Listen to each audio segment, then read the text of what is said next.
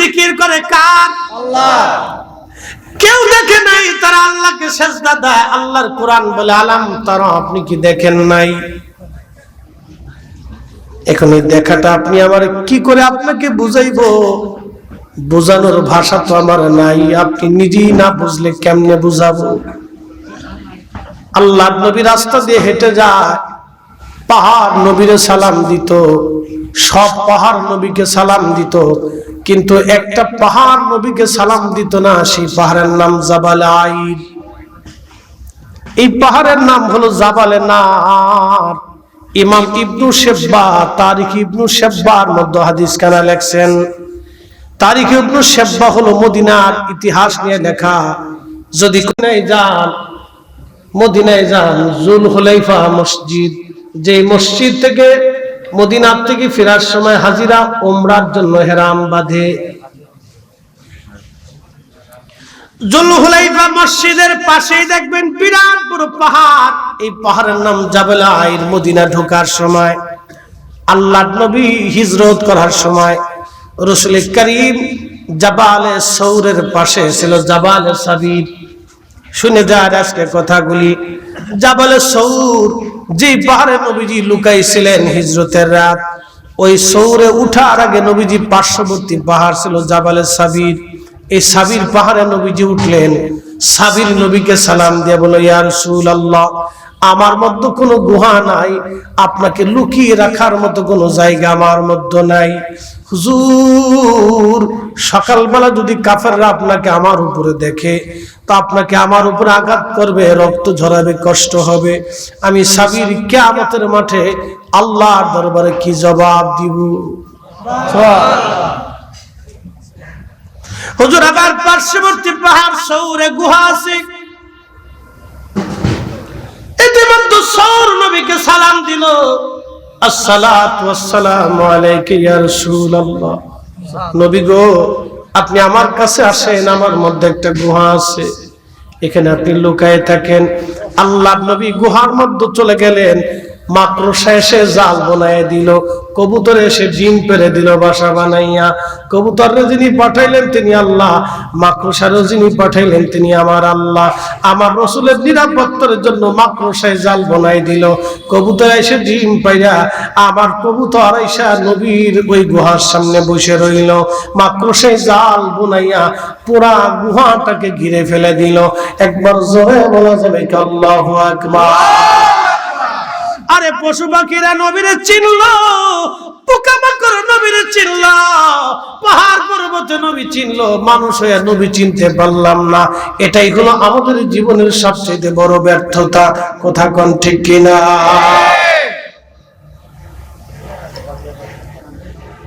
বুঝানোর মতো কোনো ভাষা জ্ঞান আমার নাই, এলেমও নাই। আমি অনেক বড় কোনো আলেম সালেম কিচ্ছু না, খুই দেখালি ওয়াজ করতে আরি, কোন রকম কামিল ফাঁস করছি আর কি, কোন রকম ফাঁস করছি। আমি আমার এক উস্তাদের কাছে পড়তাম, এই 40 বছর বুখারী শরীফ পড়াইছি। আমি বলতাম বুড়া মুহাদ্দিস বলতাম, সবাই তাকে মাদ্রাসায় বুড়া মুহাদ্দিস বলতো। জীবনে কোনোদিন জুব্বা আয়রন করে পড়েনি। আমি একদিন বললাম, হুজুর আপনি যদি একটু দিতেন দয়া করে, তাহলে এটা ধুয়ে আমি একটু আয়রন করে আনতাম। তো বলছে, বাবা বাঁচবই কয়দিন। তখন বুঝছিলাম হুজুরের তাকওয়া কত। উনি যখন বুখারী শরীফ পড়তেন তো মনে হইতো যে কোরআনের হাফেজ কোরআন শরীফ পড়তেছে। বুঝতে পারছেন তো? খুব মনোযোগ দিয়ে। সোহবতের কারণে মানুষ আলেম হয়, শুধু অনেক বড় সার্টিফিকেট নিলেই মানুষ কিন্তু মানুষ হয় না। সোহবতে মানুষ মানুষ মানুষ হয়। কি কথা কন না কেন? যার বাবা মা ভালো হয়, সন্তান ভালো হয়। দেখবেন যারা ইতর, ওই যত বড় আলেম হোক না কেন, ইতর কিন্তু আলেম হইলে তার ইতরামি যায় না। তাই কি কথা কন না কেন? আবার সাধারণ মানুষ, ফ্যামিলি বালা, ভদ্র নম্র, ইউনিভার্সিটিতে পড়লেও তার চরিত্র নষ্ট হয় না। বুঝতে হবে শিক্ষা, ফ্যামিলির উপরে শিক্ষা। প্রিয় মুসলমান, এমনও বাচ্চা আছে যাকে দিয়ে আপনি গালি দিতে পারবেন না, আবার এমনও বাচ্চা আছে বলার আগে গালি দেয়। কি কথা কন না? এটার পারিবারিক শিক্ষা ভুলে গেছি আমরা। এই জন্য গোড়ার থেকে যদি এটা ভালো না হয়, ভবিষ্যতে এটার বিরাট বড় সমস্যা। আমাদের আঞ্চলিক ভাষায় একটা গান আছে, কথা বলতে হুজুর মাঝে মধ্যে আগার পাড়া দেখার খাসি তোলালো, তবু পাড়ার ভবো খাসলাত না গেল।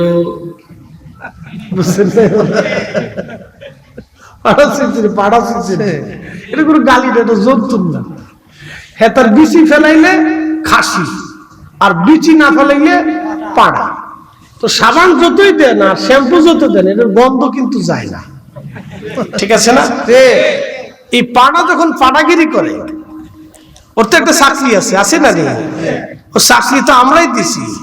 চাকরি না থাকলে তো আমাদের প্রজনন ছাগলের বাচ্চা কাছে হইতো না। তা না করার কি আছে? তো ওর তো একটা পাড়াগিরি আছে, চাকরি আছে। এই চাকরি যখন শেষ করে হয়ে যাওয়ার পরে ওর বিচি ফেলাই দিবেন। বিচি ফেলাইছেন, কিন্তু যে ভোব খাসলাত আছে, আগের যে চরিত্র আছে, এই চরিত্র চেঞ্জ হয় না। এই জন্য কবি লেখছেন, আগার পাড়া দেখার খাসি তোলালো, তবু পাড়ার ভোব খাসলাত না গেল। আপনার আঞ্চলিক ভাষা। আমার এলাকার এক বক্তা এরকম ওয়াজ করত। এই জন্য এইগুলি পারিবারিক শিক্ষা। আপনাদের সিলেট অঞ্চলের একটা শিক্ষা খুব ভালো। আপনাদের ছোট ছোট বাচ্চাদের সালাম প্রিয়, এরা সালাম দেয় এবং খুব মুরব্বীদেরকে সম্মান দেয়। এটা একটা দিক ভালো। আমি অনেক জায়গায় প্রশংসা করি, বলি কারণ কি জাননি? এটা পারিবারিক শিক্ষা, ছোটকাল থেকে মা বাবা শিখায় উঠায়। আর কোথাও দেখবেন বাচ্চারা সালাম তো দেয় না, রাস্তাও ছাড়ে না। আর ওকে মুরব্বী চাচা উঠেন, চা খাওয়াইলে চলে যান, আমরা বই তৈব। তার মানে বোঝা গেল, আগার পাড়া বেগার খাসি তোলালো, তবু পাড়ার ববো খাসলাত না গেল। ওর বাপ মার চরিত্র বালা না বিদা এই ছেলে বিয়াদব হইয়া উঠছে। কথা কোন ঠিক কিনা?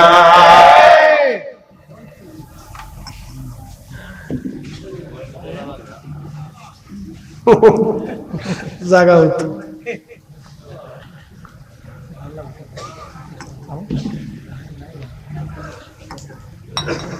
কষ্ট হচ্ছে আপনাদের?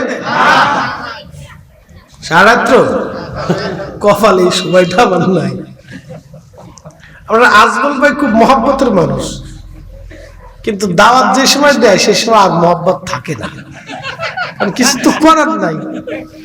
আরেকবারে তো দাওয়াত দিয়ে রাখছে, আমার তো তার সময় দিতেও, তার হক বেশি না? আমার আদত হচ্ছে আমার যে আগে দাওয়াত দিবে তার হক বেশি। এটা আমি সবসময় বিশ্বাস করি, কারণ আমি তার প্রোগ্রাম নষ্ট করি অন্য কারোর সুযোগ দিতে পারবো না। এটা আমার নিয়ম।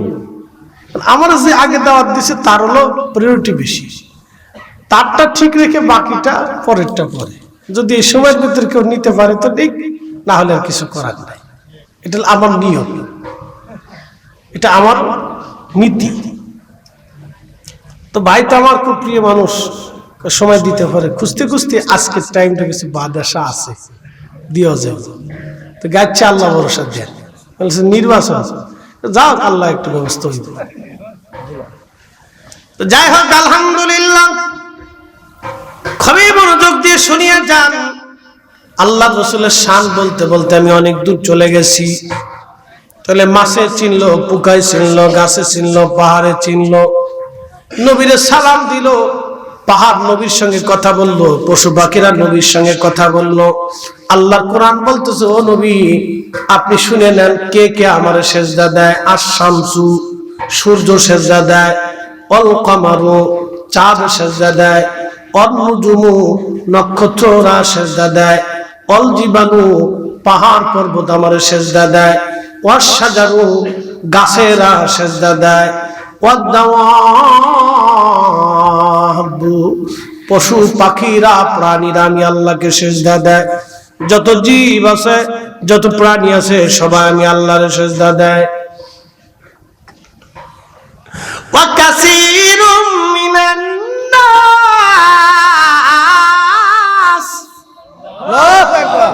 কিছু মানুষ সিজদা দেয়, সবাই সিজদা দেয় না আল্লাহরে,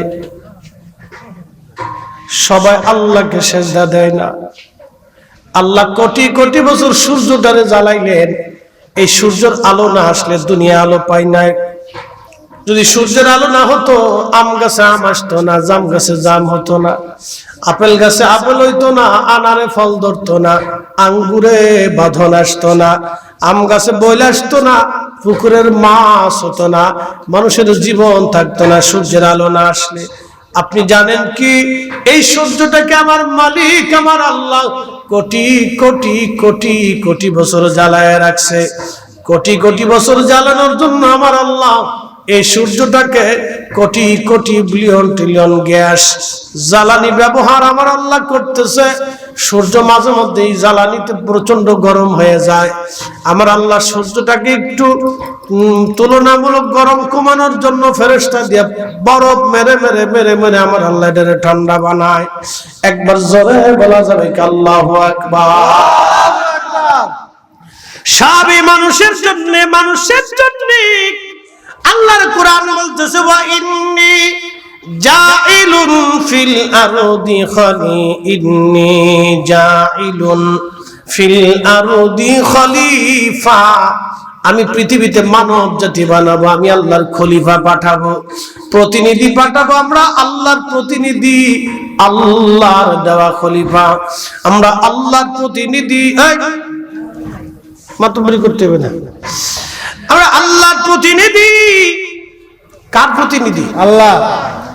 আমরা আল্লাহর প্রতিনিধি, আল্লাহর খলিফা, আল্লাহর প্রতিনিধি। এমন প্রতিনিধি আমরা দুনিয়াতে হইলাম মসজিদে জুতা চুরি করি। প্রতিনিধি আল্লাহ। এই মানব জাতি সেরা। আল্লাহর কোরআন বলতেছে ইন্নী জাইলুন ফিল আরদি খলিফা, আমি পৃথিবীর মধ্যে আমি আল্লাহর খলিফা পাঠাবো, প্রতিনিধি। ও মুসলমান ভালো করে শুনেন, জিন জাতির সাথে কিন্তু আল্লাহর প্রেম হয় নাই।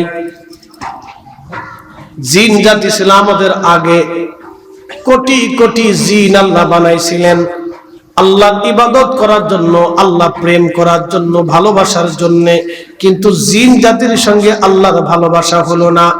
কোটি কোটি বছর জিনেরা পার করলো, খালি মারামারি করত, কাটাকাটি করত, রক্ত ফাসাদ করত, অশান্তি করত। আল্লাহর অবাধ্য হইল। আপনি যেই জমিনে বসা, এই জমিনে জিনেরা বাস করত।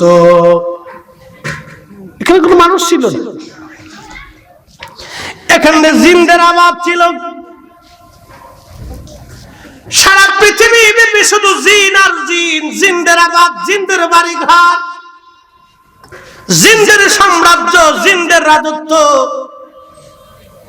জিনেরা যখন আবাধ্য হলো, আমার মালিক জিনদেরকে ধ্বংস করে দিলেন। জিনদেরকে ধ্বংস করে আমার আল্লাহ ফেরেশতাদেরকে ডাক দিলেন, ইন্নী জাইলুন ফিল আরদি খলিফা, আমি আল্লাহ প্রতিনিধি পাঠাবো, আমি আল্লাহর প্রতিনিধি পাঠাইতে চাই। ফেরেশতারা জবাব দিল, ও মালিক ও আমার রব, আপনি কি এমন প্রতিনিধি দুনিয়ার মধ্যে পাঠাবেন? ক্বালু আতাজআলু ফিহা মান ইউফসিদু ফিহা ওয়া ইয়াসফিকুদ দিমা।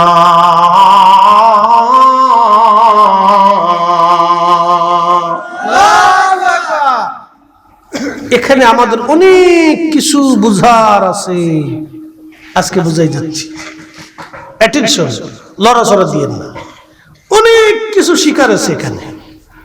ফেরেশতারা বলল, ক্বালু আতাজআলু ফিহা মান ইউফসিদু, আল্লাহ আপনি কি দুনিয়াতে এমন খলিফা পাঠাবেন, মান ইউফসিদু, যারা ফ্যাসাদ বাঁধাবে, ফ্যাসাদ ফ্যাসাদ ফেসাদ, অশান্তি,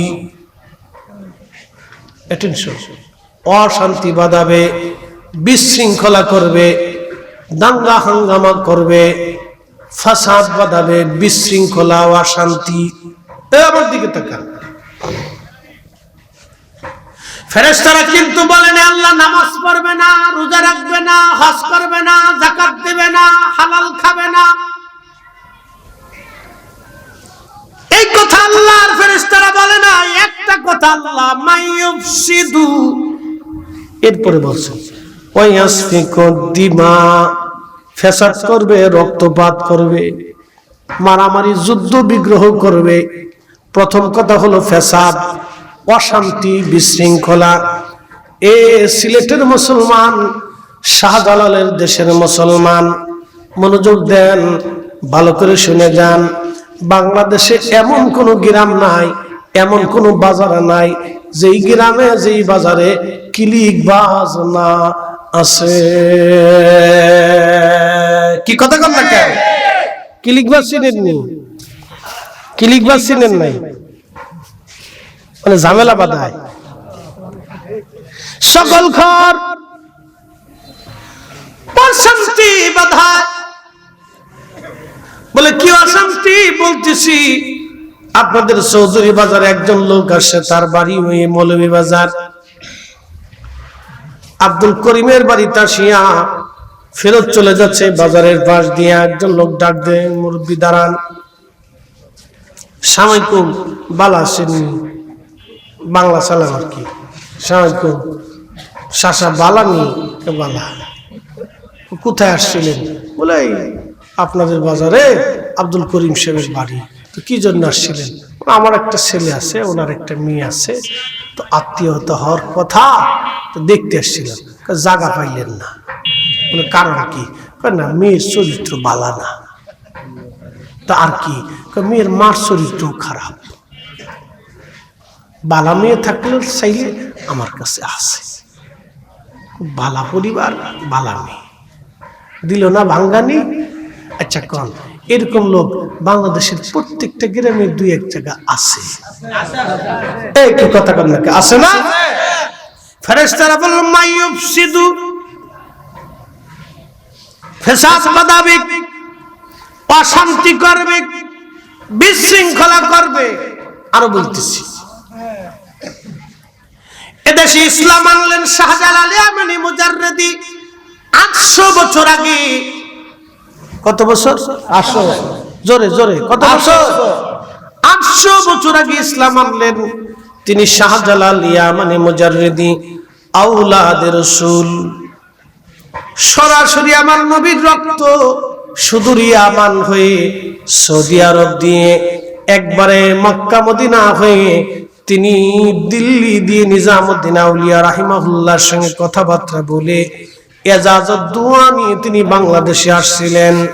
ও নবীর উম্মত, সোনারগাঁটবাসী, শাহজালাল ইয়ামানি মুজাররিদি যদি বুকের উপরে হাত বেঁধে নামাজ পড়তেন, তাহলে এদেশের 800 বছর ধরে মুসলমানরা বুকের উপরেই হাত বেঁধে নামাজ পড়তো। শাহজালাল ইয়ামানি মুজাররিদি যদি আস্তে আমিন না বলে আমিন করে জোরে নামাজের মধ্যে চিৎকার দিতেন, তাহলে এদেশের 800 বছর ধরে কোটি কোটি মুসলমান নামাজে আমিন জোরে বলে চিল্লান দিত। শাহজালাল ইয়ামানি মুজাররিদি 3 রাকাত বেতরের জায়গা যদি 1 রাকাত পড়তেন, 800 বছর ধরে দেশের মুসলমান 1 রাকাতই বেতরে নামাজ পড়তো। কারণ উনি তো সর্বপ্রথম ইসলামী দেশে কায়েম করেছিলেন।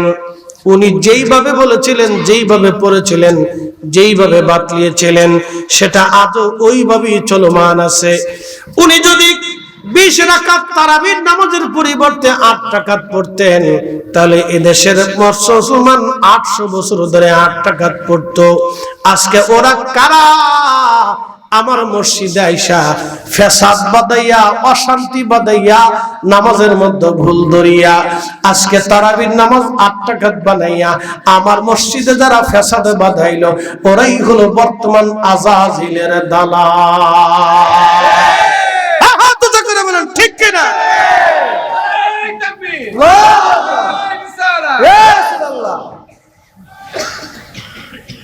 ফেরেশতাদের কথার সাথে মিল আসেনি যে মসজিদে ফাসাদ বানাইতেছে না। এই ফাসাদ বানানোর অর্থ কি? 1450 বছর ধরে দিন আসা ইসলাম তো আমরা ঠিকই মানতেছি, তুমি এসে আমার মসজিদে আমার সমাজে ফাসাদ বানানোর অর্থ কি তোমার?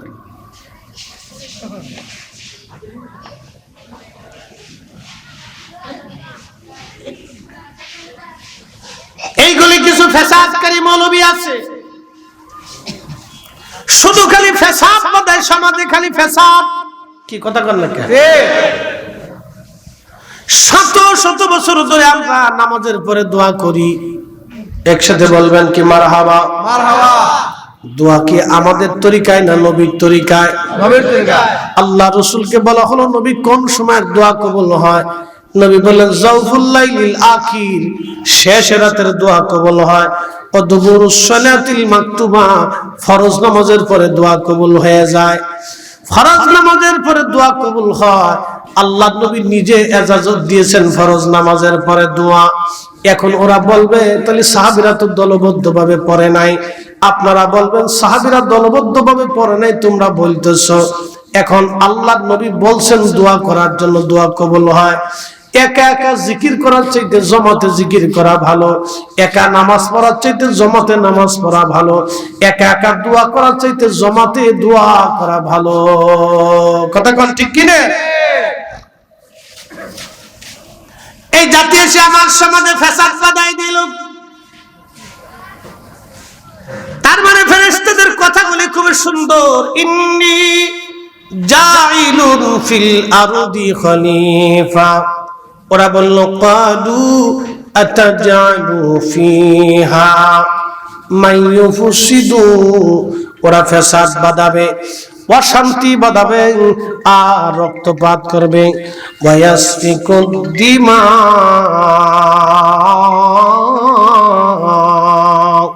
ওরা রক্তপাত করবে।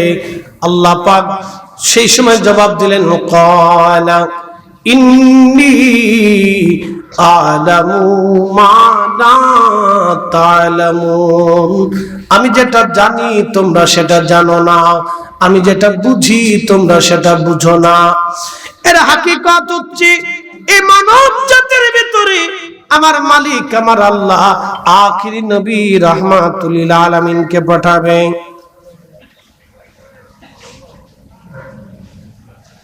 কে? হ্যালো,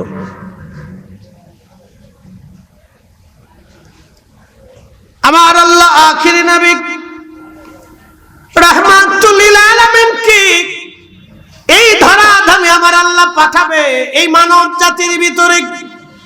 একসাথে বলবেন আল্লাহু আকবার। প্রশ্ন করি জবাব দিবেন। নবী যদি জিনদের মধ্যে আসতো তাহলে মানব জাতির 4 পয়সাও দাম ছিল না। অনেকে বলে নবী মানুষ, নবী মাটির মানুষ, মাটির মানুষের ভিতরে আসছে বিধায় নবীর দাম হইছে। ওরে কানার ঘরের কানা বেটা, আদা কানা দুনিয়া কানা ইমান কানা, এর মতো শয়তান আর দুনিয়াতে নাই।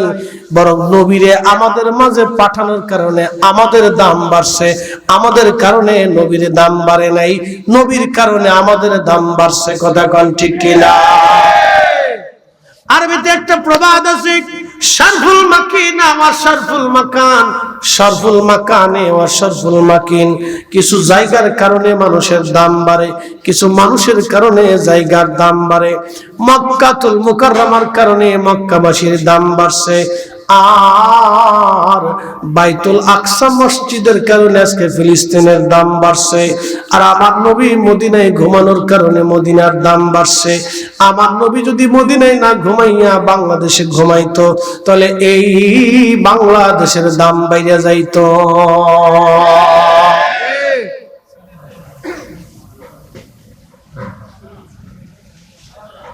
এ দল বুকে হাত বেঁধে যারা নামাজ পড়ে, এদের কথা হলো তোমরা কাবা শরীফ বাইতুল্লাহ জিয়ারত করবা, হজ করবা, কিন্তু মদিনায় নবীর রওজা জিয়ারতের নিয়ত করিয়া তোমরা যাবা না, নবীর মসজিদে নামাজের নিয়ত করে যাবা।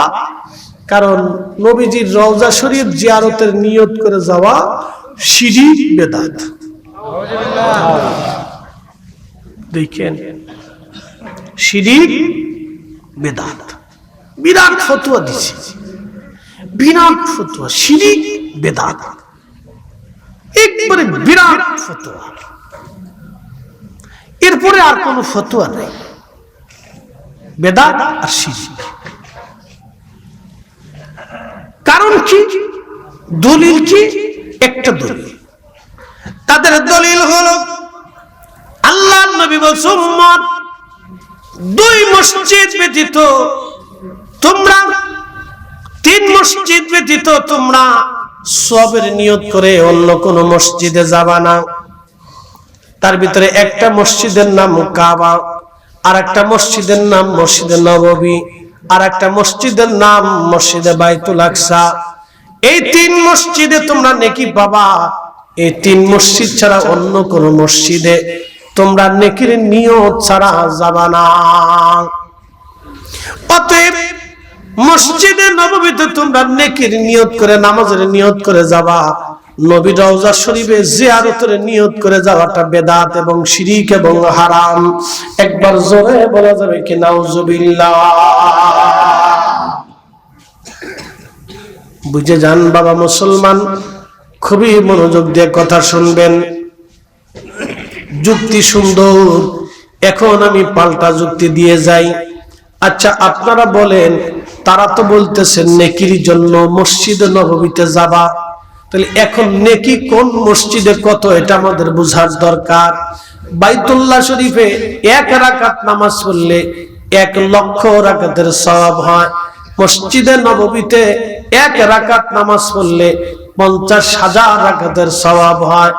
বাইতুল আকসাতে এক রাকাত নামাজ পড়লে 25,000 রাকাতের সওয়াব হয়ে যায়। একবার জোরে বলা যাবে কি সুবহানাল্লাহ?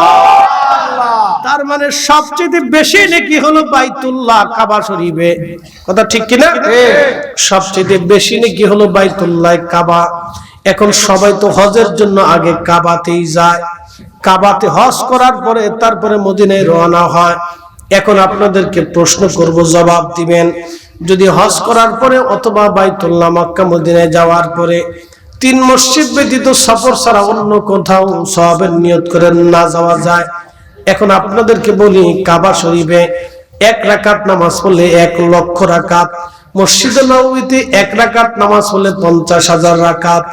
আমার সওয়াব যদি এত দরকার হয়, তাহলে আমি কাবাতেই তো সওয়াব পাওয়া যাইতেছি। এই 400 মাইল দূরে মদিনায় কষ্ট করিয়া, এত রোদ পোহাইয়া, পায়ে হাঁটিয়া, ঘোড়া গাধার পিঠে চড়িয়া, এই শত শত মাইল 50,000 রাকাতের জন্য মক্কা থেকে কেন মদিনায় আমরা যাব? কথা বুঝেন নাই? আবার বুঝাইতেছি।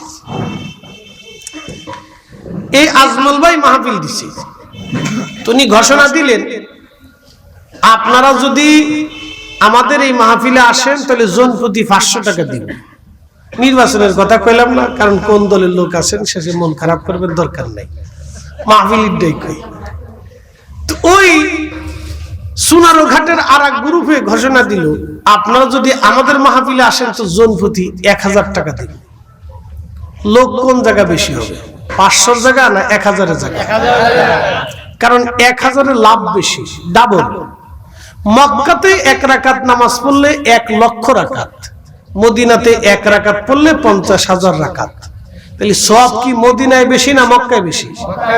শরীয়ত অনুযায়ী মক্কায় বেশি। আচ্ছা, আপনার যদি সওয়াবের দরকার হয়, তাহলে মক্কাতেই নামাজ পড়লে তো সওয়াব পাইতেছেন, তো মদিনায় তো আর আসার দরকার নাই। কি কথা খারাপ কইছি? মদিনায় তো আসার দরকার নাই, আপনি সওয়াবের দরকার হলে তো মক্কায় হইতেছে। আজ থেকে শত শত বছর আগে তখন তো ট্রেন ছিল না, বিমান ছিল না, বাস ছিল না, তখন মানুষ পায়ে হেঁটে, ঘোড়া গাধায় চড়িয়ে, তারপরে উঠে পিঠে চড়ে তারপরে যাইতো। সেই জমানার দুর্ভিক্ষের জমানাতে সোয়াব যদি মুসলমানদের দরকার হইতো তো কাবাতেই পেতেছে, তো হজ করার পরে মুসলমানরা মদিনায় যাওয়ার দরকারটা কি? তাহলে শত শত বছর ধরে মানুষ পায়ে হেঁটে মক্কা থেকে মদিনায় যাওয়ার কারণটা কি? এই শত শত বছর ধরে মুসলমানরা মদিনায় গেছে নবীর টানে, নবীর টানে, রাসূলের টানে। কথা কোন ঠিক কিনা? আজকে ওরা যারা বেদাত আর শিরকের তাবকা দিতেছে, ওরাই হচ্ছে আজাজিলের দালাল, ইহুদিদের দালাল। কথা কোন ঠিক কিনা? শয়তানের দেশ ভরে গেছে একবারে,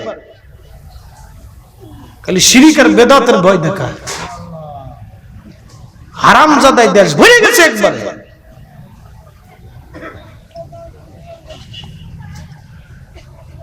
প্রিয় মুসলমান আমার, মদিনায় নবীর রওজা জিয়ারতের জন্য কোন উদ্দেশ্যে যায় না, নবীর টানে যায়, রাসূলের টানে যায়। কি কথা কোন ঠিক কি না? আল্লাহ রাসূলের মহব্বতে তারা মদিনায় যায়। কবি কাজী নজরুল কত লিখছিলেন, আমি যদি আরব হতাম মদিনারি পথ, সেই পথ দিয়ে হেঁটে যাইতেন নূর নবী হযরত, নূর নবী হযরত। কি চমৎকার কবির ভাষা!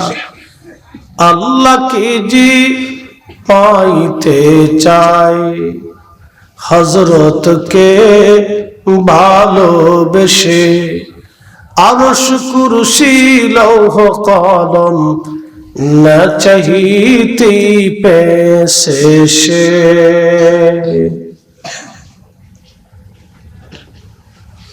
ত্রিভুবনের প্রিয় মুহাম্মদ এলোর দুনিয়ায়, রে সাগর আকাশ বাতাস দেখবি যদি আয়, রে সাগর আকাশ বাতাস দেখবি যদি আয়। ধুলির ধরা বেহেশত আস, আল্লাহু আকবার। ধুলির ধরা হচ্ছে নি, পৃথিবী আজকে জান্নাত হয়ে গেছে। কার কারণে? রাসূলের কারণে। একসাথে বলবেন আল্লাহু আকবার।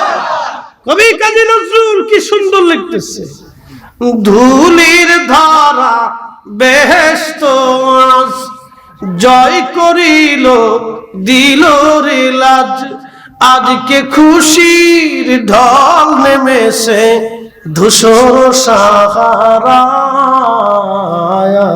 রে সাগর আকাশ বাতাস দেখবি যদি আয়, রে সাগর আকাশ বাতাস দেখবি যদি আয়। দেখ আমেনা মায়ের কোলে দোলে শিশু ইসলাম দোলে, কচি মুখে শাহাদাতের বাণী সে শোনায়, রে সাগর আকাশ বাতাস দেখবি যদি আয়, রে সাগর আকাশ বাতাস দেখবি যদি আয়।